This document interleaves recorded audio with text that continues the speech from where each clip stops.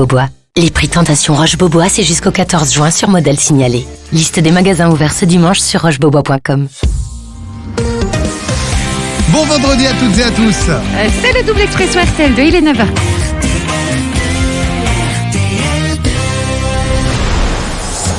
Et avant de re-souhaiter à Greg bon anniversaire pour la 30e fois de la journée, on va accueillir Raphaël Thomas pour les infos. Bonjour Raphaël. Bonjour Justine, bonjour à tous. Orange présente ses excuses. L'opérateur évoque une panne rarissime après l'incident qui a empêché l'accès au numéro d'urgence mercredi soir. Plusieurs enquêtes sont ouvertes après la mort d'au moins 4 personnes, dont un bébé de 2 ans.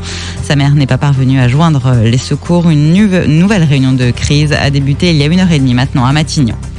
2 milliards, c'est le nombre d'injections contre le Covid-19 qui ont été administrées, tous pays confondus. En tête des États les plus avancés dans la vaccination, on trouve Israël, le Canada, le Royaume-Uni, le Chili, puis les États-Unis. En revanche, les livraisons sont quasiment à l'arrêt en Afrique alors que l'épidémie repart sur place. Les ministres de la Santé du G7 doivent discuter du partage des doses avec les pays les plus pauvres aujourd'hui. En France, la baisse du nombre de cas se confirme. 2677 patients étaient en réanimation hier soir. Et puis on apprend ce matin que tous les Européens vaccinés pourront entrer en France sans test PCR à partir de mercredi prochain. Alerte levée à Roissy. Hier, un avion Air France en provenance du Tchad a été escorté par un Rafale jusqu'à l'aéroport parisien où l'appareil a été totalement fouillé. Il s'agissait en fait d'une fausse alerte à la bombe. Aucun engin explosif trouvé à bord. Selon les premiers éléments de l'enquête, un homme avait réussi à se connecter à la fréquence radio du Boeing pendant le vol. Il a affirmé au commandant qu'une bombe était à bord et qu'il devait se poser en Algérie. La garantie Visale étendue à tous les salariés. À partir d'aujourd'hui, le dispositif va être accessible aux employés gagnant moins de 1 500 € par mois. Cette mesure permet de bénéficier d'une caution garantie par l'État pour pouvoir louer un logement.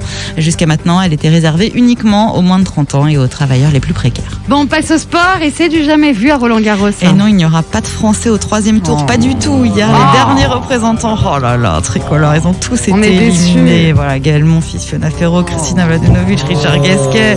Voilà, battu par Rafael Nadal. Vamos. La météo, le temps restera. Et la traître là, c'est l'Union Européenne, d'accord, mais enfin quand même. Oui, mais t'es un petit faible pour Majorque. Vous m'avez lancé la veste à ça. Alors aujourd'hui, pas vamos du tout à la playa. Temps très instable dans la matinée, perturbation orageuse qui va circuler du nord de la Nouvelle-Aquitaine à l'Île-de-France. Samba en passant par le centre Val-de-Loire et la Normandie.